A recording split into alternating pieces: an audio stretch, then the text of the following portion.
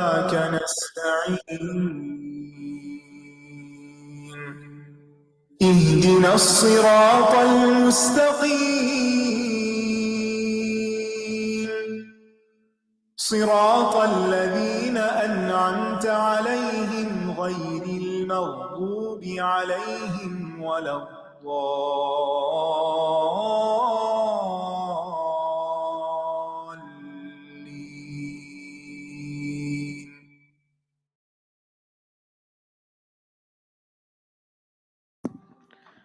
السلام علیکم ورحمۃ اللہ وبرکاتہ. کیا حال ہے سب کا؟ الحمدللہ. کیسا لگتا ہے تکبیرات پڑھنا؟ الحمدللہ. اکیلے بھی پڑھتے ہیں یا دونوں طرح؟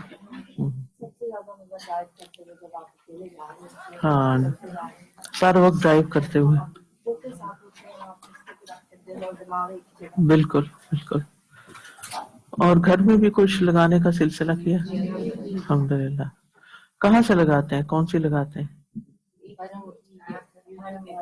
یوٹیوب سے لگاتے ہیں؟ اچھا، گروپ میں جو ڈالی تھی. ہاں جی، ٹھیک ہے ٹھیک ہے. الحمدللہ. گڈ. اللہ کا شکر ہے. چلیں ٹھیک ہے، شروع کرتے ہیں.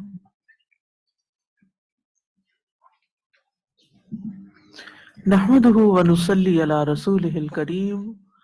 اما بعد فاعوذ بالله من الشيطان الرجيم. بسم الله الرحمن الرحيم. رب اشرح لي صدري ويسر لي امري واحلل عقدة من لساني يفقهوا قولي. الحمد لله الذي منه بدأ الحمد وإليه يعود. الحمد لله الذي منه بدأ كل شيء وإليه يعود. لا إله إلا الله خالق كل شيء وهو على كل شيء وكيل. ہر قسم کی حمد اللہ کے لیے ہے، جس کی طرف سے حمد شروع ہوتی ہے اور جس کی طرف حمد لوٹ کر جاتی ہے. ہر قسم کی حمد اللہ کے لیے ہے، جس سے ہر چیز کا آغاز ہوتا ہے اور ہر چیز پلٹ کر اسی کی طرف جاتی ہے. اللہ کے سوا کوئی معبود برحق نہیں. وہ ہر چیز کا خالق ہے اور وہ ہر چیز پر کارساز ہے. قل لئن اجتمعت الإنس والجن على أن يأتوا بمثل هذا القرآن لا يأتون بمثله ولو كان بعضهم لبعض ظهيرا. کہہ دیجئے، اگر تمام انسان اور جن اس بات پر جمع ہو جائیں کہ وہ اس قرآن کی مانند کچھ اور لے آئیں تو وہ اس جیسا نہ لا سکیں گے، اگرچہ ان میں سے بعض کے مددگار بن جائیں. کل ہم نے علم رسم الخط کے بارے میں پڑھا. وہ طریقہ جس میں کوئی تحریر بولنے کے مطابق یعنی نطق کے مطابق لکھی جاتی ہو اسے رسم الخط کہتے ہیں. اس کا جاننا علم رسم الخط کہلاتا ہے اور یہ بھی علوم القرآن کی ایک قسم ہے. رسم الخط کی دو اقسام ہیں. کون کون سی؟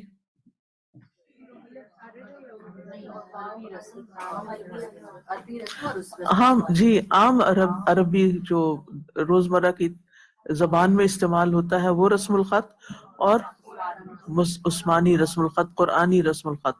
ٹھیک ہے. عام عربی رسم الخط میں کلمات کو اعراب اور حروف کے ذریعے واضح کیا جاتا ہے. اس میں کلمہ یا جملہ کو ایک ہی انداز میں پڑھنے کی وجہ سے اس کے معنی میں وسعت پیدا نہیں ہوتی. قرآن مجید کا رسم الخط جو ہے یہ حضرت عثمان رضی اللہ عنہ کے دور میں بالاتفاق کتابت قرآن کے لیے اپنایا گیا تھا. اسے رسم عثمانی کہتے ہیں یا رسم المصحف. رسم عثمانی یا رسم المصحف کہتے ہیں. عربی رسم اور رسم عثمانی کا فرق اور قاعدے کچھ جو دو ہم نے پڑھے تھے ان میں ایک حذف کا قاعدہ تھا اور دوسرا اضافے کا. یس، اگر ایک دفعہ بھی جا کے پڑھ لیں نا، مین پوائنٹس کو ہائی لائٹ کر لیں، یا جو میں پوسٹ کرتی ہوں خلاصے وغیرہ مائنڈ میپس اور خلاصہ دونوں پوسٹ کرتی ہوں. آپ اس گروپ میں ہیں نہیں، ورنہ یہ ہے کہ آپ ڈائریکٹ اگر اس کو پڑھ کے ذہن میں بٹھا لیں تو آپ کو سبق یاد ہو جائے گا. رسم عثمانی میں 5 حروف کو بعض مقامات پر حذف کر دیا گیا ہے، جبکہ عام عربی رسم الخط میں یہ حروف موجود ہیں اور یہ حرف درج ذیل ہیں: الف، واو، یا، لام اور نون. حذف الالف جیسے مالک یوم الدین میں الف کا حذف، حذف الیا میں مثلاً اطیعونی میں نون کے بعد کی یا کا حذف، حذف الواو میں مسئولہ او کے بعد واو کا حذف، حذف اللام جیسے اللیل میں ایک لام ہے شد کے ساتھ، اللائی میں بھی. حذف النون جیسے فنجی امن نشاء، اصل میں کیا تھا؟ ننجی تھا جی، لیکن نون حذف ہو گیا، نجی بن گیا. وَكَذَلِكَ نُنْجِي الْمُؤْمِنِينَ جس میں نون 2 دفعہ آ رہا ہے، ٹھیک ہے. تو وہاں نجیہ میں اصل میں ننجیہ تھا. دوسرا قاعدہ زیادہ کا یعنی حرف کا بڑھ جانا. پہلے میں تھا کہ حرف کا نکل جانا اور دوسرے میں زیادہ ہو جانا. کلمہ میں کسی حرف کا حقیقی اضافہ اس طرح ہو کہ اسے ملا کر نہ پڑھا جا سکے، نہ اس پر وقف ہو. ٹھیک ہے. رسم عثمانی میں جن 3 حروف کا اضافہ کیا گیا وہ ہیں الف، واو اور یا وائے جو کل بات ہوئی تھی. زیادت الالف میں جیسے تأمنو واو کے آگے الف کا اضافہ، زیادت الیا جیسے من ورائے حجاب حمزہ کے نیچے یا کا اضافہ، اور زیادت الواو جیسے اول الالباب میں الف کے بعد واو کا اضافہ. اولی تو نہیں پڑھتے نا، اولو تو نہیں پڑھتے بلکہ واو ساکن ہے. ٹھیک ہے. اب ہم پڑھیں گے پیج نمبر 171 سے تیسرا قاعدہ. ٹھیک ہے. تیسرا قاعدہ یہ قاعدۃ الحمزہ ہے. رسم عثمانی میں عام عربی رسم الخط سے ہٹ کر حمزہ کی کتابت کے لیے چند منفرد طریقے اپنائے گئے ہیں، اس لیے کہ حمزہ لفظ کی ابتدا یا وسط یعنی درمیان یا آخر میں ہوتا ہے. ٹھیک ہے. عام عربی رسم الخط سے ہٹ کر حمزہ لکھنے کے جو طریقے ہیں وہ مختلف ہیں مصحف عثمانی میں. ٹھیک ہے. نمبر 1 حمزہ ساکن. ساکن کیا ہوتا ہے؟ جو سائلنٹ ہوتا ہے، جو جس کے اوپر کوئی بھی حرکت نہیں ہوتی. ٹھیک. حمزہ ساکن کو اس سے ما قبل کا کیا مطلب ہوتا ہے؟ جو پہلے حرف کی حرکت کے مطابق لکھا گیا. اس سے قبل زبر کی صورت میں اسے الف پر لکھا گیا، مثلا البأساء، اقرأ. اقرأ حمزہ کیا یہاں اقرأ میں الف کے اوپر تو لکھا گیا لیکن جی لیکن یہ کہ ساکن ہے نا یہاں. ٹھیک ہے نا. اور البأساء جی جی ٹھیک ہے. زیر کی صورت میں، یہ زبر کی صورت میں الف پر لکھا گیا ہے. ٹھیک ہے. با الف پر لکھا گیا ہے، را الف پر لکھا گیا اس کے بعد. ٹھیک ہے. زیر کی صورت میں حمزہ کو یا پر لکھا گیا، مثلا اذلی. یہ حمزہ نظر آ رہا ہے آپ کو؟ تو یہ یا کی ڈنڈی ہے جس کے اوپر حمزہ لگا ہوا ہے. یہ جو بیچ میں آ رہا ہے نا الف کے بعد حمزہ نظر آ رہا ہے، حمزہ کے نیچے کیا ہے؟ یا ہے. ٹھیک ہے. جئنا یہاں بھی جیم کے بعد جو حمزہ آ رہا ہے اس کے نیچے یا ہے بیسیکلی. بئر. ٹھیک ہے. تو زیر آئے تو یا بنے گا، آگے زبر آئے تو الف آئے گا. یہ قاعدہ ہے. جبکہ پیش کی صورت میں اسے واو پر لکھا گیا، اؤتمنا، المؤتون. ٹھیک ہے. نمبر 2 حمزہ متحرک یعنی حمزہ پر زبر زیر یا پیش. حمزہ متحرک کی کتابت الف پر ہونی چاہیے، اس پر زبر ہو، زیر ہو یا پیش ہو، مثلا ایوب، اذا، انزل. ٹھیک ہے. حمزہ متحرک کی کتابت کس پہ ہونی چاہیے؟ الف پر ہونی چاہیے. ٹھیک ہے، ایوب، ٹھیک، اذا، انزل. لیکن اگر حمزہ متحرک کلمہ کے وسط میں آئے تو اس کی حرکت کے موافق حرف پر اس کی کتابت کی گئی ہے. مثلا سألہ، سئلہ، ای کے نیچے آپ دیکھیں نا یا آ گیا ہے. نقرأہ، ان تین لفظوں کا فرق دیکھ رہے ہیں آپ؟ پہلے میں کیا ہے؟ ہم زبر ہے حمزہ کے اوپر، تو اس کو کس پہ پھر حمزہ کس پہ ڈالا گیا؟ الف پہ ڈالا گیا. دوسرے میں زیر کی وجہ سے، جی ہاں، اور تیسرے میں پیش کی وجہ سے واو. حمزہ اگر آخر میں آئے اور اس کے ما قبل ساکن ہو، آخری حرف ہے حمزہ اور اس سے پہلا حرف ساکن ہے، تو اس کی کوئی صورت بھی اختیار نہیں کی گئی بلکہ اسے علیحدہ رکھا گیا.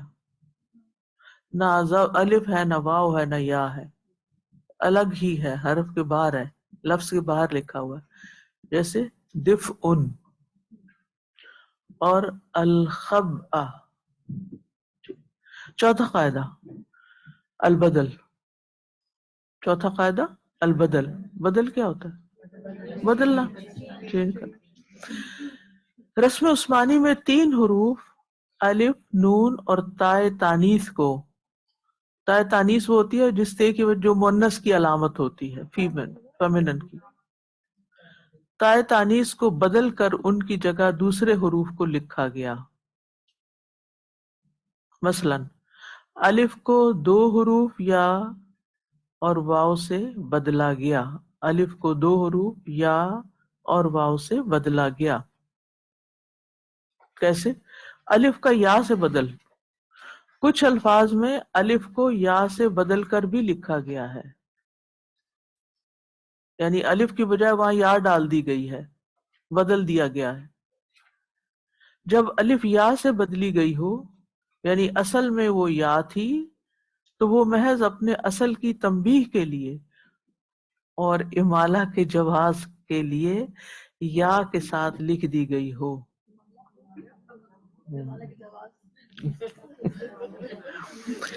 امالہ کس کو کہتے ہیں پہلے تو مجھے یہ بتائیں. والضحى، کبھی سنے یہ قرات؟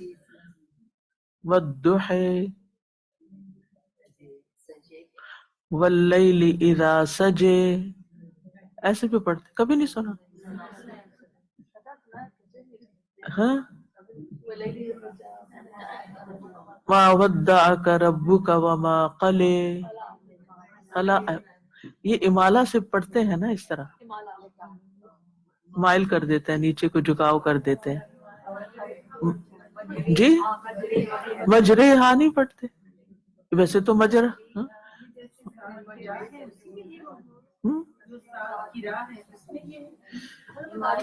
اچھا چلیے آگے نا، ہم ابھی قرات وغیرہ کے بارے میں پڑھیں گے نا، تو وہاں پھر آپ پڑھ لیں گے. ایک لفظ کو مختلف طریقوں سے بھی پڑھا جاتا ہے، ٹھیک ہے؟ وہ کیوں، کب، کیسے، وہ انشاءاللہ آگے ڈیٹیل دیکھ لیں گے. اوکے. اچھا،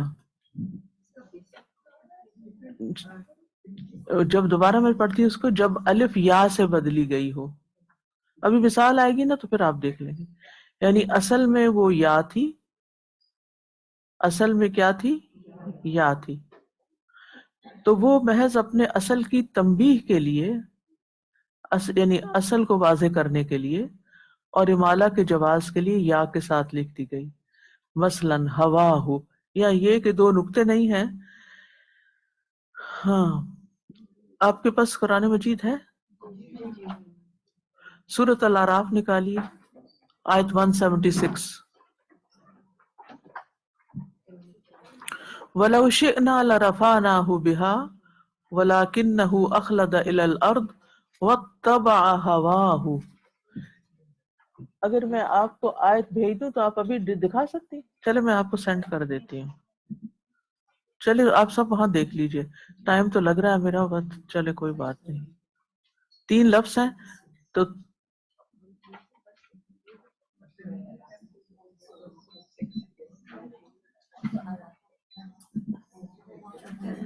بولنا نہیں، بولے نہیں، کیونکہ بولنے سے توجہ ہٹ جاتی ہے.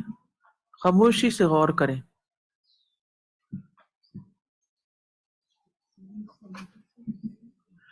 دیکھیے یہ 176 آیت ہے، نظر آ گئی. وَلَوْ شِئْنَا لَرَفَعْنَاهُ بِهَا وَلَكِنَّهُ أَخْلَدَ إِلَى الْأَرْضِ وَاتَّبَعَ هَوَاهُ فَمَثَلُهُ كَمَثَلِ الْكَلْبِ. ٹھیک ہے. ہواہو کیسے لکھا ہوا ہے؟ الف کے ساتھ لکھا ہوا ہے،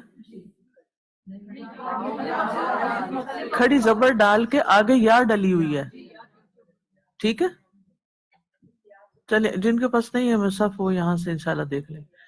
اسی طرح وَقَطَّعْنَاهُمُ اثْنَتَيْ عَشْرَةَ أَسْبَاطًا أُمَمًا وَأَوْحَيْنَا إِلَىٰ مُوسَىٰ إِذِ اسْتَسْقَاهُ. اب اِذِ اسْتَسْقَا جو ہے کا کے اوپر کھڑی زبر ہے لیکن آگے یا پڑی ہوئی ہے. ٹھیک ہے، سمجھ آئی؟ اچھا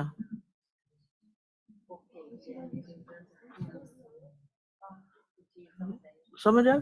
یہ دیکھیں نا اِذِ اسْتَسْقَاهُ میں آگے قاف کے آگے کیا پڑا ہوا ہے؟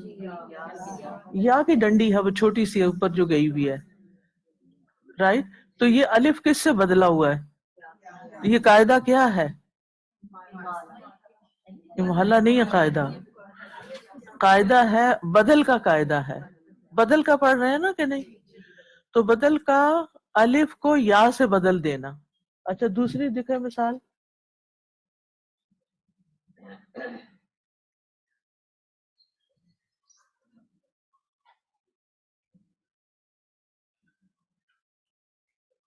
یہ دیکھیں وَاتَّبَعَ هَوَاهُ. یہ دیکھ رہے ہیں ہوا کس سے لکھتے ہیں؟ الف سے. وہ کیا ہے؟ کھڑی زبر جو ہے وہ اس کی الف کو ریپریزنٹ کر رہی ہے، لیکن جو اصلی الف آنا تھا اس کے آگے اس کے بجائے یا آیا ہوا ہے. کیوں؟ وہ کہتے ہیں اس لیے کیونکہ اس کو یوں بھی پڑھا گیا ہوے ہو. سمجھ آئی؟ اوکے. ہاں جی ہم صحیح ہیں، یہ غلط ہے. نہیں میں انشاءاللہ سنواؤں گی آپ کو. ایکچولی ہمارا آن لائن جا رہا ہوتا ہے نا تو ہم کسی اور کی قرات کلاس میں پلے نہیں کر سکتے، تو ہم آف لائن پلے کر کے سنا دیں کاپی رائٹ کی وجہ سے نا. یا نہیں ڈاٹ نہیں ہے، یہ یہاں غلطی سے ڈاٹ ہے، یہ ڈاٹ کاٹ دیجیے. ٹھیک ہے. ڈاٹ نہیں ہوگا، ہو بھی اگر کسی مصحف میں تو پڑھا نہیں جائے گا، ہوائی نہیں پڑھا جائے گا اس کو. ٹھیک ہے، ہوا ہی پڑھا جائے گا. پھر اسی طرح ہدا الہدا جب لکھتے ہیں تو کبھی سوچا آپ نے کہ یا کیوں پڑی ہوئی آگے؟ یہ تو ہدی بن گیا. کہ الف جو تھا وہ یا سے بدل دیا گیا تھا. سمجھ آئی؟ اب اس سے بڑی مثال آپ کو کیا ملے گی جو روز آپ دیکھتے ہیں کہیں لکھا ہوا. ٹھیک ہے نا. تو ہدا الف کے ساتھ لکھنا چاہیے تھا. اگر آپ نہ پڑھے ہو قرآن اور کوئی کہے آپ کو الہدا لکھیں تو کیسے لکھیں گے؟ الف ڈال دیں گے، لکھیں گے نا الف ڈال دیں گے. کیونکہ بہت سے لوگ الف سے بھی لکھ دیتے ہیں، جنہوں نے کہیں پڑھا نہیں ہوتا سن کے الہدا پڑھا ہوتا ہے، سنا ہوتا ہے، تو وہ الف سے بھی الہدا ہے. کبھی کوئی تو خدا بھی لکھ دیتے. استسقاہ. ٹھیک ہے. آتا اگلی مثال دیکھیں قرآن اس میں اسی کے اندر ہی نظر آ رہا ہے آپ کو. اس کے آگے بھی یا پڑی ہوئی ہے، حالانکہ بولا ہم آتی نہیں پڑھ رہے، آتا پڑھ رہے ہیں. یا اسفا علی یوسفا.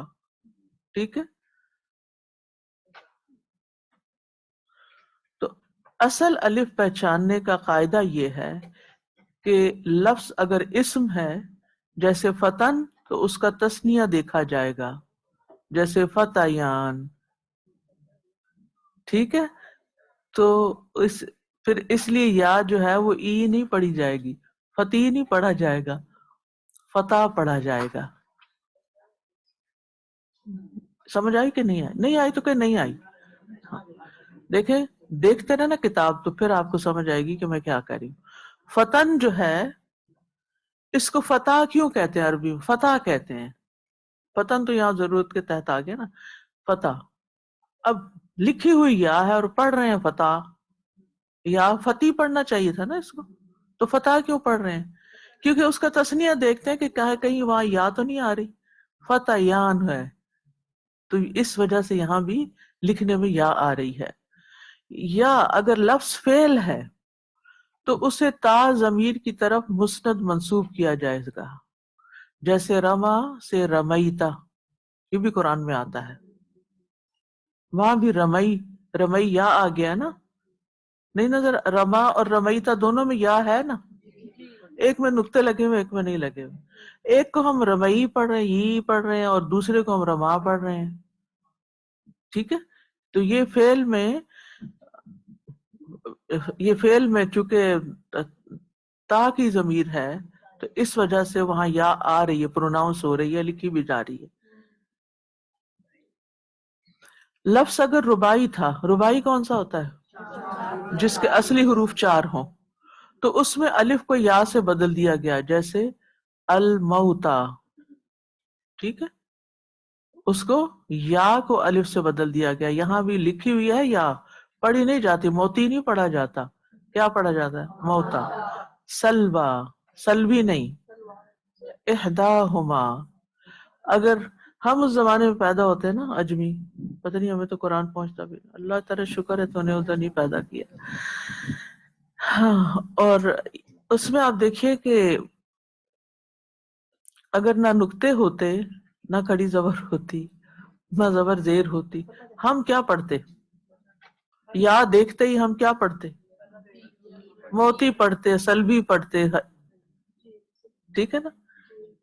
لیکن الحمدللہ ہم ایسے دور میں پیدا ہوئے کہ یہ ساری ہماری پریشانیاں ختم ہو گئی ہیں، اور ہمیں بس کوئی غور بھی نہیں کرنا پڑتا، اور ہمیں جیسے استاد پڑھا دیتا ہم ویسے پڑھتے جاتے ہیں۔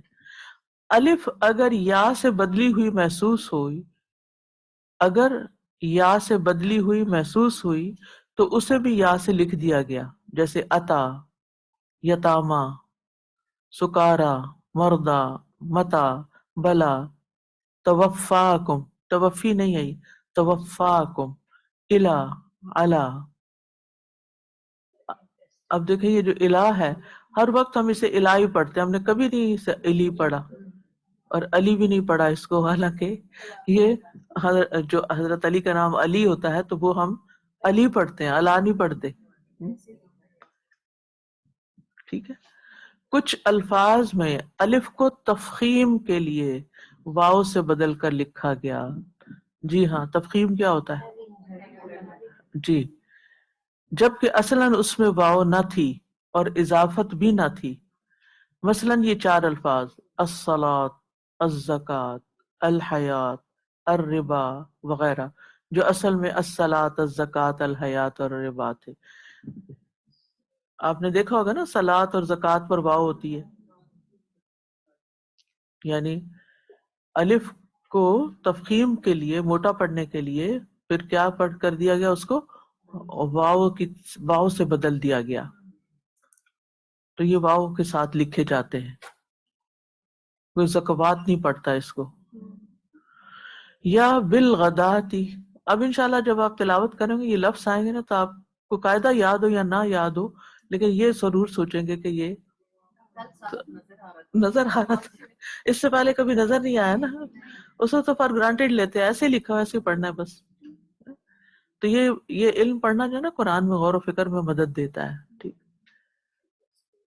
یا بالغداتی کمشکاتی مناتن، ان میں مضاف ہونے کی صورت میں ان میں 2 الفاظ پھر الف کے ساتھ لکھے جائیں گے، مثلاً ولا تجہر بصلاتک، مضاف ہونے کی شکل میں۔ مضاف الیہ تو پڑھا نا یا نہیں پڑھا؟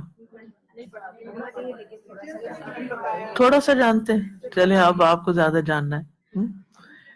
مضاف جس کی طرف جو جس لفظ کو دوسرے کی طرف نسبت دی جاتی، مضاف الیہ جس کی طرف نسبت دی جاتی، جی، ریلیشن ان کا بنتا ہے۔ بصلاتک، تمہاری نماز کے ساتھ، تمہاری نماز، تو ریلیشن ہو گیا نا۔ ویسے صلات الگ تھا، کسی کی نماز نہیں، تو وہ تو واو کے ساتھ لکھا گیا، لیکن جب اضافت آئی تو پھر الف کے ساتھ لکھا گیا۔ قدمت لحیاتی، حیاتی کیا ہے؟ مضاف الیہ، میری زندگی، اگر خالی زندگی ہوتی تو حیات جیسے اوپر ہے وہ لکھا جاتا. لفظ صلاۃ واو کے ساتھ بعض مقامات پر مضاف ہوا ہے، وجوہ قرات کی بنا پر وہ مستثنی قرار دیا گیا ہے. یعنی کئی جگہ پر زکوٰۃ یا یہ جو ہے لفظ صلاۃ جو ہے یہ مضاف بھی ہے، لیکن یہ ایکسیپشنل کیس ہے کہ واو کے ساتھ ہی آیا ہے. جیسے ان صلاتک سکن لہم وصلوات الرسول اصلاتک تأمرک والذین هم علی صلاتہم، صلوات نہیں ہے، صلاتہم یحافظون. نمبر 2، نون. نون کا قید. نون مختلف مقامات پر الف کی صورت میں لکھا گیا. تنوین کو الف کی ہر اس صورت میں لکھا گیا جہاں اسم منصوب تھا. منصوب کیا ہوتا ہے؟ جس پہ نصب ہو. نصب کیا ہوتا ہے؟ جس پہ فتحہ ہو، زبر ہو. ٹھیک ہے، یہ تو سمجھ آ گئی نا؟ اوکے. تنوین کیا ہوتی ہے؟ 2 زبر 2 زیر 2 پیش. تو تنوین میں کون سی ساؤنڈ آتی ہے؟ نون کی آتی ہے.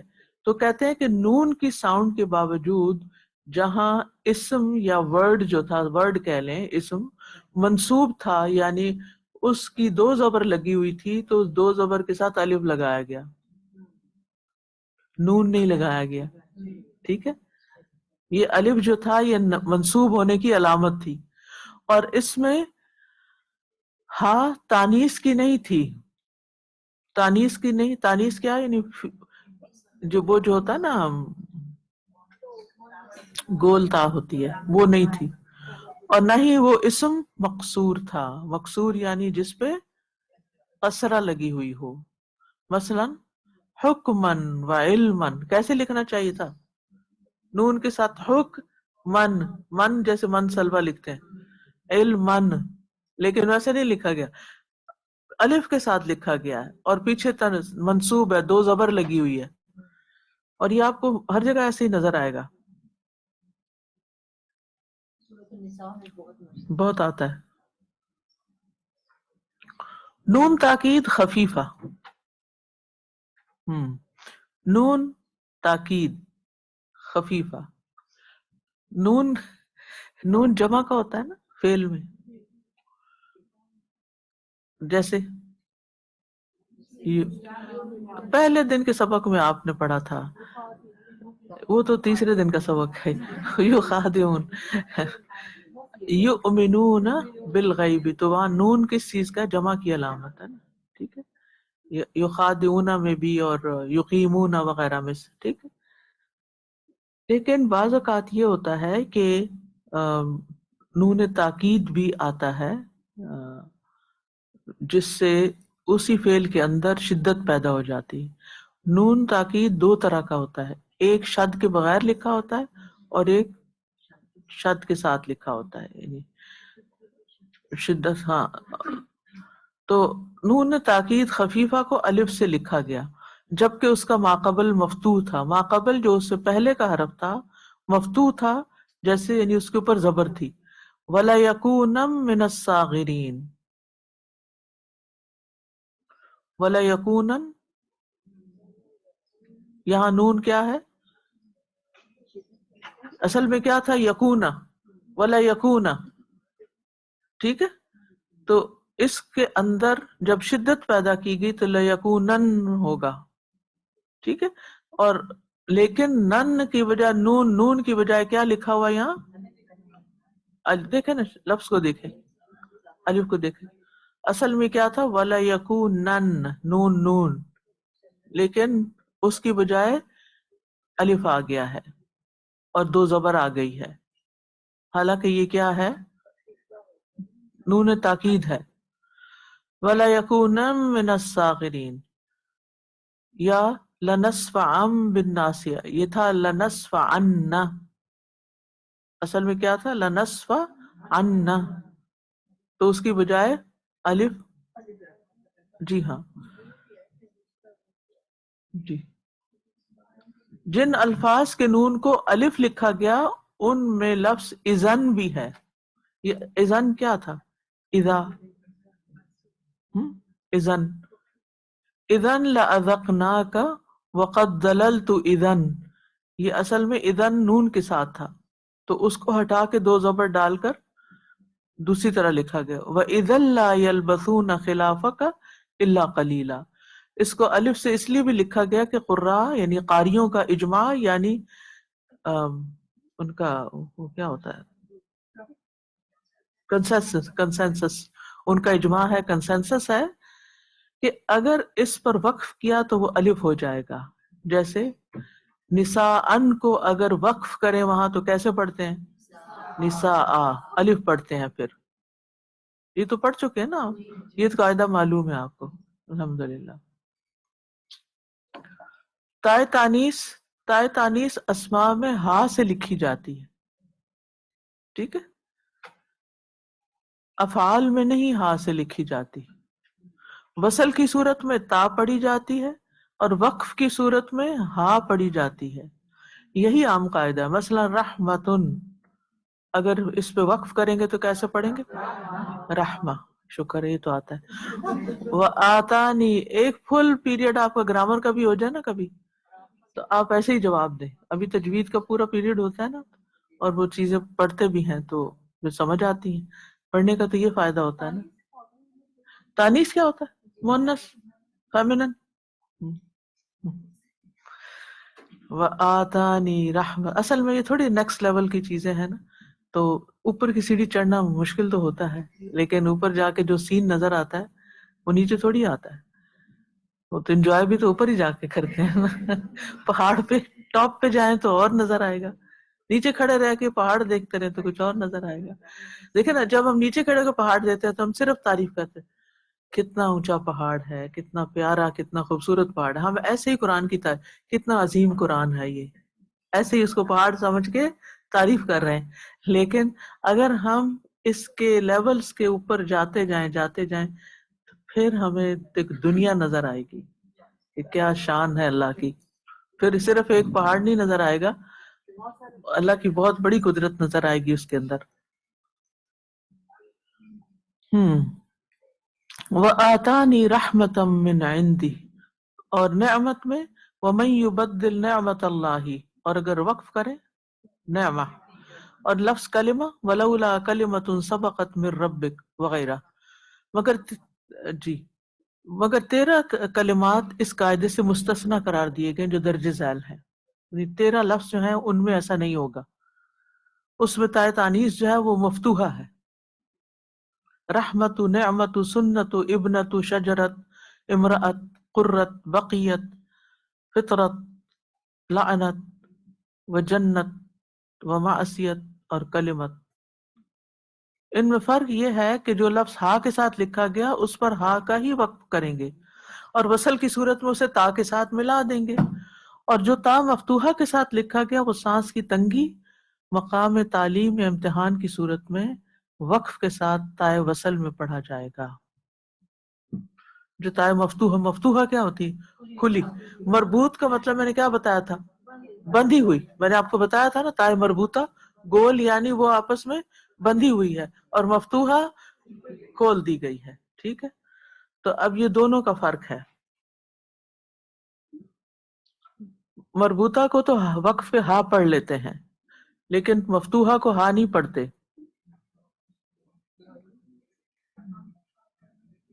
پانچواں قاعدہ، وصل اور فصل. وصل کس کو کہتے ہیں؟ ملا دینے کو. اور فصل کس کو کہتے ہیں؟ جدا کرنے کو، الگ الگ کرنے کو. نمبر 1، وصل سے مراد دو الفاظ کو ملا کر ایک لفظ کی صورت میں لکھنا ہے. رسم عثمانی میں کچھ مقامات پر وصل ہوا ہے. مثلا ان اور لا کو ملا کر کیا لکھا گیا؟ کبھی پڑھا ہے یہ لفظ؟ کبھی غور کیا ہے کہ کیا ہے؟ ان اور لا ہے اصل میں، اللہ. اسی طرح بئسما الگ الگ لکھے تو بئسا پورا سین لکھیں گے. وئی کا انا، وئی کا اور انا. الن، ان لن تھا. یبن اما، یا ابن اما.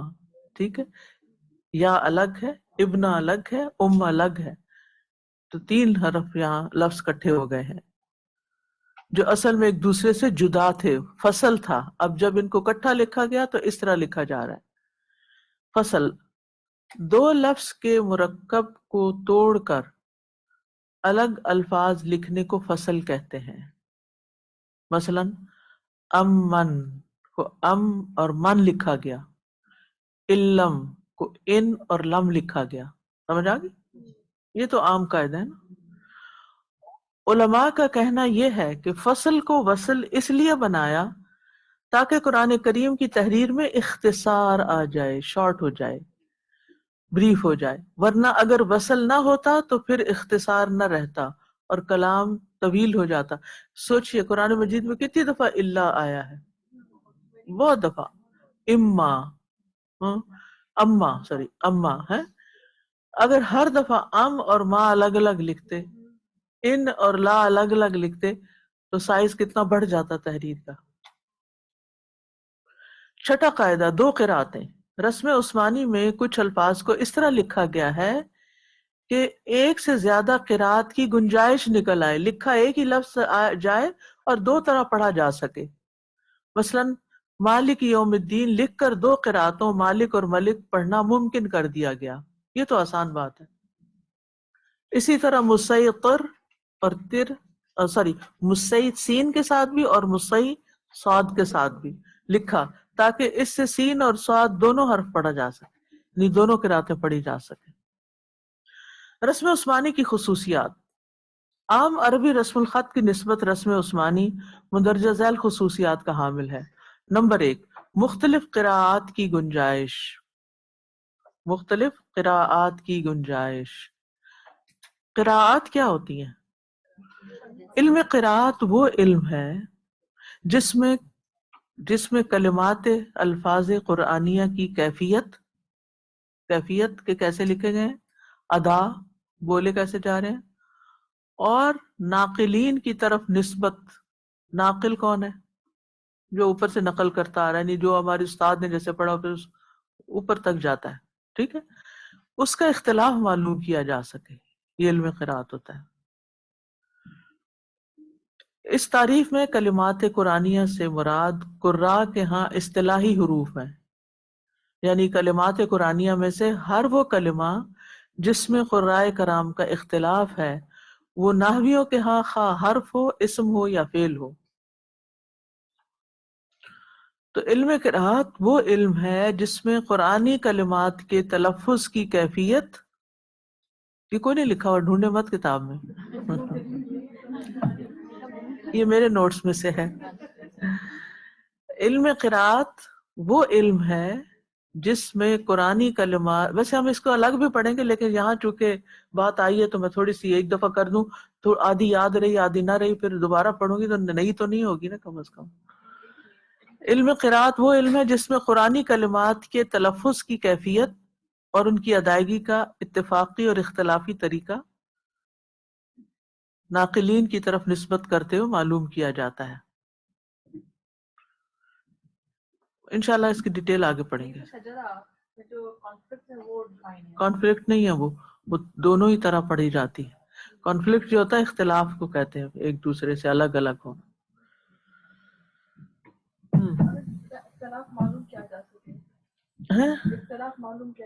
ہاں یہ نہیں کہ مختلف طرح پڑھا گیا ہے. ہاں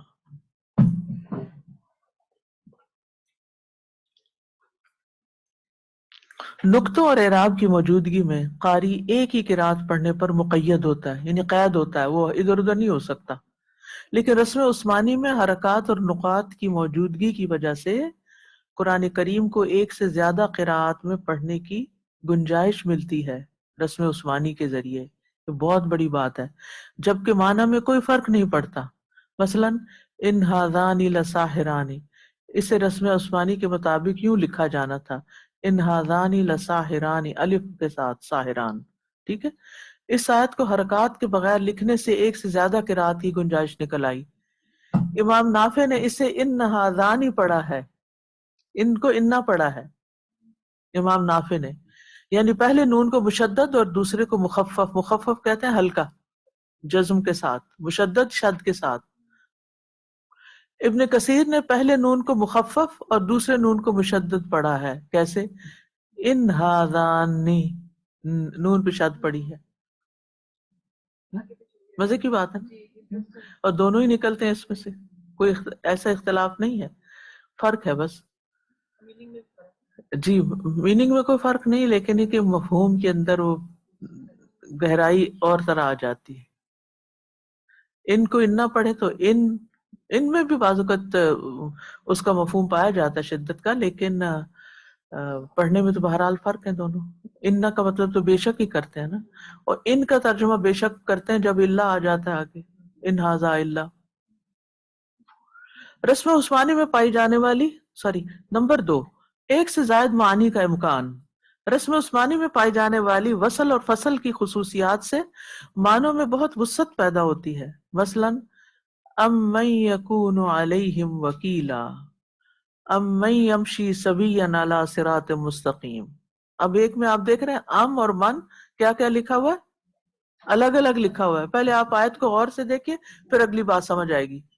ام من ہے نا پہلا، سورۃ نساء کی آیت جو ہے، اور سورۃ ملک کی آیت میں امن کیسے لکھا ہوا ہے کٹھا، دونوں کا فرق. اب یہ وجہ آپ کو دیکھیے کیسے مزہ آئے گا اس کو پڑھ. پہلی آیت میں ام اور من حالت فصل میں ہے، دو الگ الگ الفاظ کے طور پر استعمال ہوئے ہیں. یہاں ام بل کے معنوں میں استعمال ہوا ہے، بلکہ کے معنوں میں.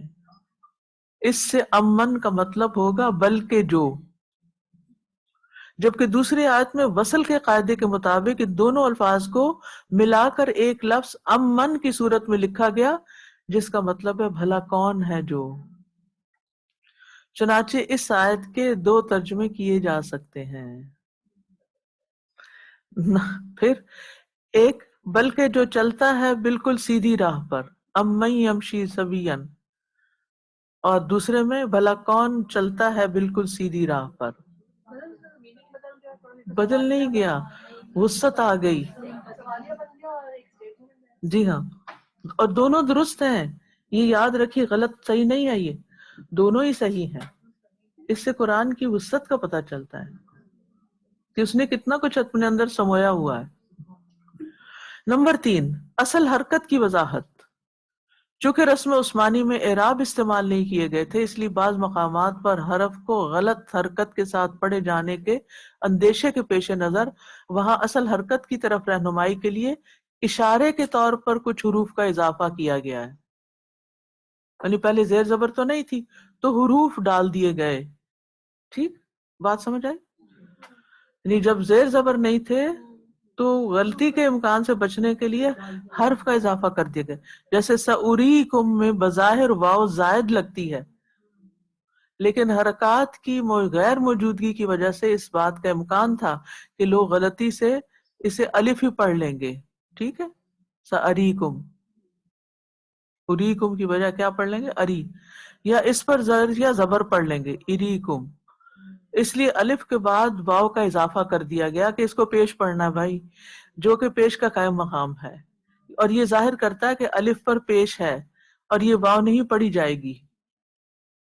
اسی طرح اولئک کی واو بھی پیش کی قائم مقام ہے، الائکہ نہیں پڑھیں گے، اور واو پڑھی نہیں جائے گی. اولائکہ نہیں پڑھتے ہم، کئی لوگ یہ غلطی کرتے ہیں، اولائکہ نہیں، اولائکہ نہیں ہے، اولائکہ ہے، صرف پیش کو ریپرزینٹ کری ہے یہ واو نہیں پڑھی جائے گی. سوری کہاں تھی میں. اسی طرح اولائکہ، ہاں، ذی القربہ میں یا حالت جر کے قائم مقام ہے، ذی القربہ نہیں پڑھنا بلکہ ذی القربہ پڑھنا ہے.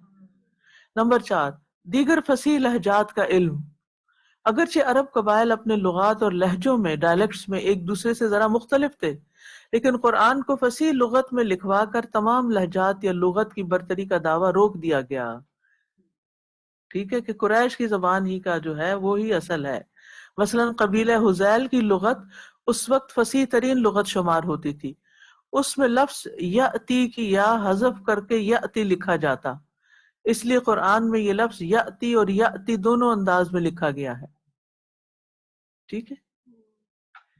بعض مخفی اشارے. نمبر 5، اس رسم الخط میں بعض الفاظ مخفی اشارے بھی رکھتے ہیں. مثلا قرآن میں لفظ یدعو میں واو اور الف حذف کر کے یدعو بھی لکھا گیا ہے. اس سے معنی میں جلدی کا مفہوم پیدا ہوا، حروف کم ہوئے تو کیا ہوا، معنی میں بھی جلدی آ گئی. یعنی یدعو الانسان کا مطلب ہوگا انسان پکارنے میں جلدی کرتا ہے کہ جلدی دعا قبول ہو جائے. سمجھ آ رہی کہ نہیں آ رہی؟ نہیں آ رہی تو آپ انجوائے نہیں کریں گے. اس رسم الخط میں بعض الفاظ مخفی اشارے بھی رکھتے ہیں، چھپے ہڈن بھی اس میں چیزیں ہیں. کیا؟ مثلا قرآن میں لفظ یدعو تھا، کل ہم نے پڑھا تھا کہ جمع کی علامت کے طور پر واو کے بعد آگے کیا آ جاتا ہے؟ الف آ جاتا ہے، حالانکہ اس کی وہاں ضرورت یدعوا تھوڑی پڑھنا ہے، ہم نے اس کو یدعو ہی پڑھنا ہے. ٹھیک ہے، اس میں واو اور الف حذف کر کے یدعو بس پڑھا گیا.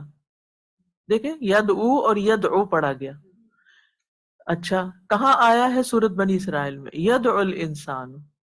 یدعو الانسان نہیں پڑھا گیا، ایک تو پڑھنے میں مشکل ہوتی اور دوسرے یدعو الانسان.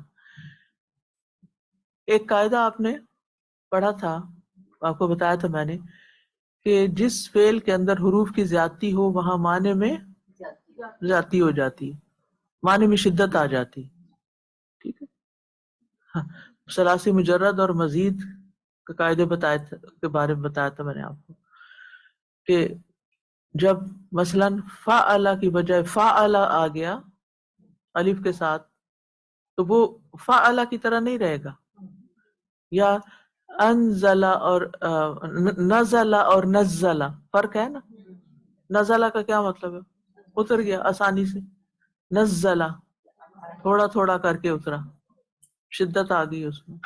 ٹھیک ہے، یعنی زیادہ آ گیا. اچھا اسی طرح یمہو کو یمہو لکھا گیا ہے، وہ یمہو الباطل، اس کا مطلب ہوگا کہ اللہ تعالیٰ باطل کو مٹانے میں جلدی کرتا ہے، اس کو مشکل کچھ نہیں ہے.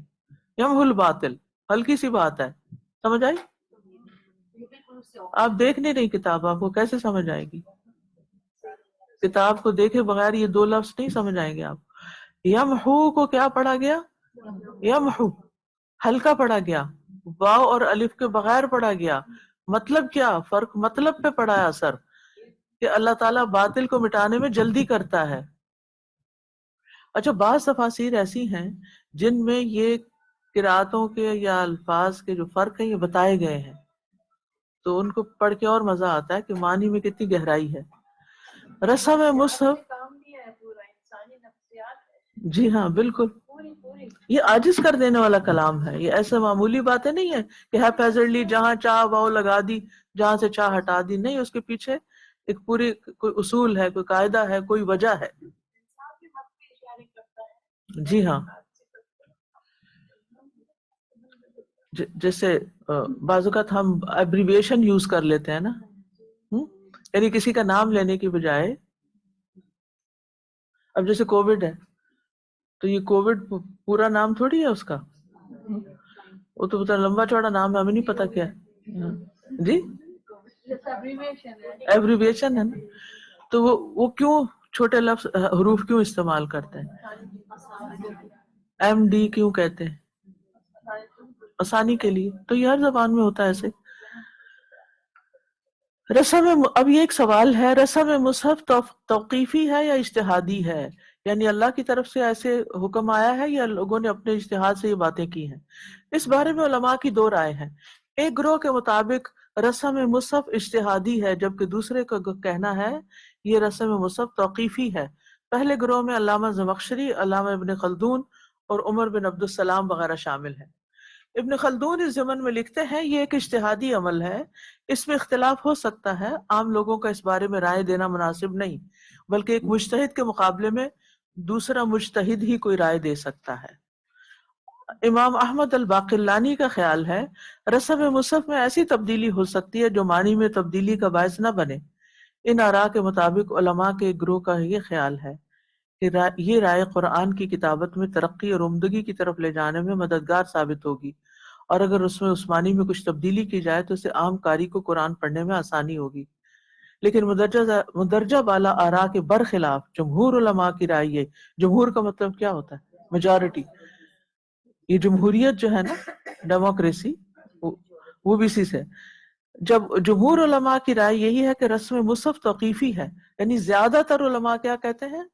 اکثریت اسی پہ متفق ہے کہ یہ اللہ ہی کی طرف سے ہے سب. اور اس کی مخالفت کرنا یا اسے ترک کر کے دوسرا رسم الخط اختیار کرنا درست نہیں۔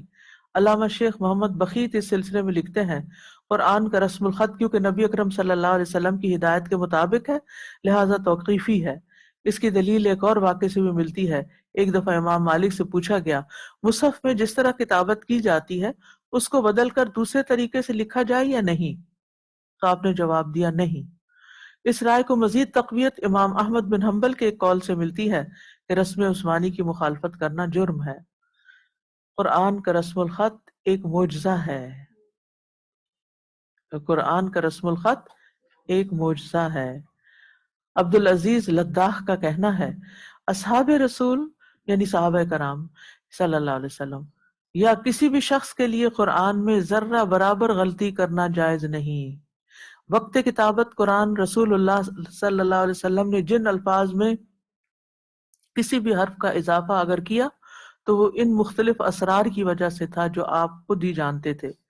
جس طرح قرآن کا تسلسل اور ترتیب ایک معجزہ ہے اسی طرح قرآن کا رسم الخط بھی ایک معجزہ ہے۔ جس طرح قرآن کا تسلسل کہ کون سی سورت کی سورت کے بعد ہے، کون سی آیت کس آیت کے بعد ہے، کون سے کلمات کس کے بعد، جس طرح یہ اللہ کی طرف سے آیا اور اس میں ایک تسلسل ہے اور اسی کے مطابق نبی صلی اللہ علیہ وسلم نے لکھوایا اور اسی کے مطابق جمع کیا گیا، اسی کے مطابق کاپیز بنا کے ڈسیمینیٹ کی گئی، تو یہ بھی ایک معجزہ ہے۔ تو اسی طرح رسم الخط بھی ایک معجزہ ہے۔ ایک رائے یہ بھی ہے کہ رسم عثمانی کو دیگر آثار قدیمہ کی طرح محفوظ کر لیا جائے تاکہ بوقت ضرورت اس سے استفادہ کیا جا سکے اور عام لوگوں کی آسانی کے لیے قرآن کو ان کے معروف رسم الخط میں لکھا جائے۔ یہ بھی کوششیں کی گئی کہ وہ تو میوزیم میں رکھ دیا جائے جو رسم عثمانی ہے اور عام لوگوں کو عام زبان میں لکھنے دیا جائے۔ اس رائے کے جی آسانی کے لیے اس رائے کے مطابق کچھ عملی کوششیں کی گئیں۔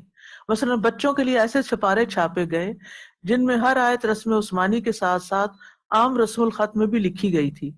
بظاہر یہ بات فائدہ مند لگ رہی تھی مگر حقیقتاً الٹا بوجھ بن گئی اور غلطیاں زیادہ ہونے لگی، لہٰذا اس رائے کو ترک کر دیا گیا اور رسم عثمانی ہی مسلمانوں میں معروف رہا۔ ٹھیک ہے جی، سوال کیجیے۔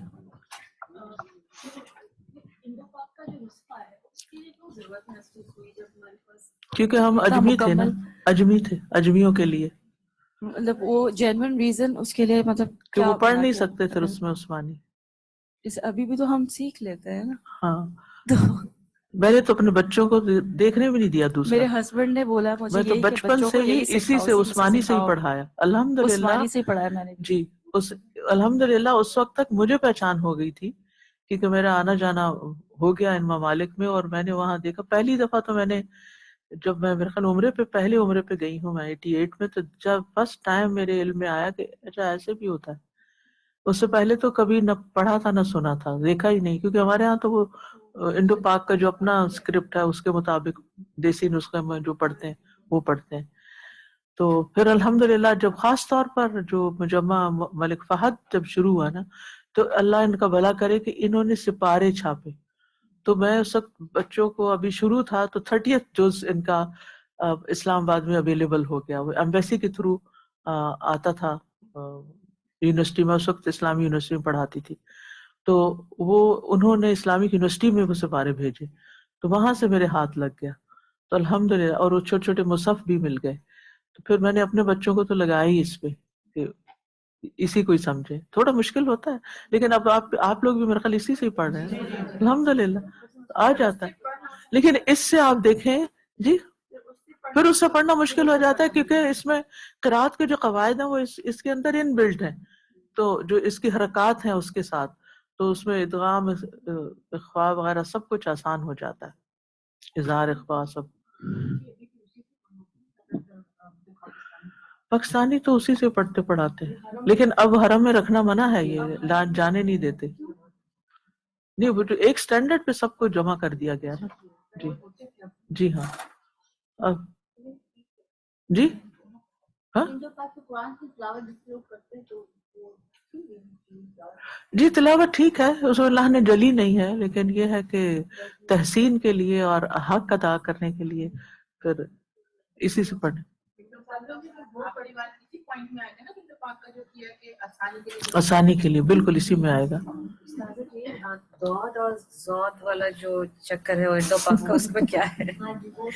کیونکہ میننگ تو بدل رہا نا، جیسے ہم لوگوں نے سمجھا میننگ چینج ہو رہا، تو کیا صحیح ہے؟ وہ کہتے ہیں ان سے پڑھا نہیں جاتا ہوگا نا، اس لیے اصل مخرج نکلتا نہیں، تو اس لیے انہوں نے آسانی، یہ وجہ جوک ہے صرف. اس کے اوپر مسجدیں الگ کی ہوئی ہیں لوگوں نے، آپ کو پتا ہے. لیکن اصل تو وہی ہے نا، جو جس طرح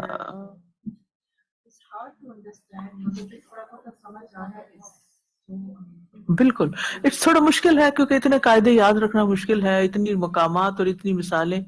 لیکن انشاءاللہ جب آپ کبھی، اگر آپ کو تجوید پڑھنے پڑھانے کا شوق ہے اور آپ نیکسٹ لیول پہ جائیں گے تو یہ چیزیں آپ کو ہیلپ کریں گی.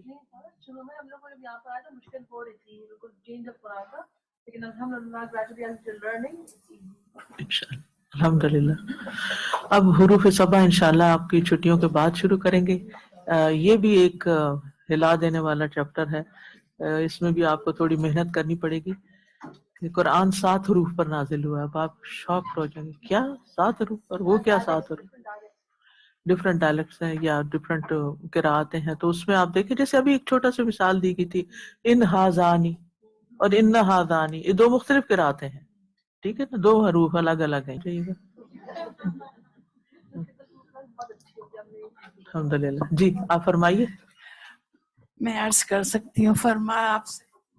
اچھا ٹھیک. تو آپ نے جب احساس دلایا بلندی کا اور پستی کا، تو اس پہ بلندی پہ قرآن فرقان، مشقت دلیل، جھکا سر تو مناظر و کمالات رب جلیل. جزاک اللہ.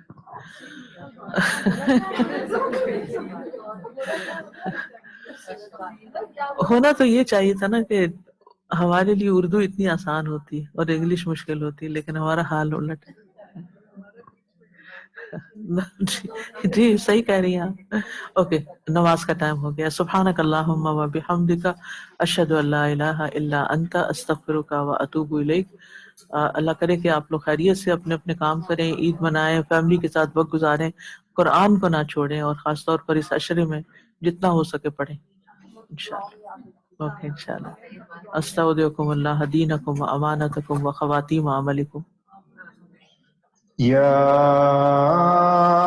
أيها الناس قد جاءكم برهان من ربكم وأنزلنا إليكم نورا مبينا فأما الذين آمنوا بالله واعتصموا به فسيدخلهم في رحمة منه وفضل ويهديهم إليه صراطا مستقيما.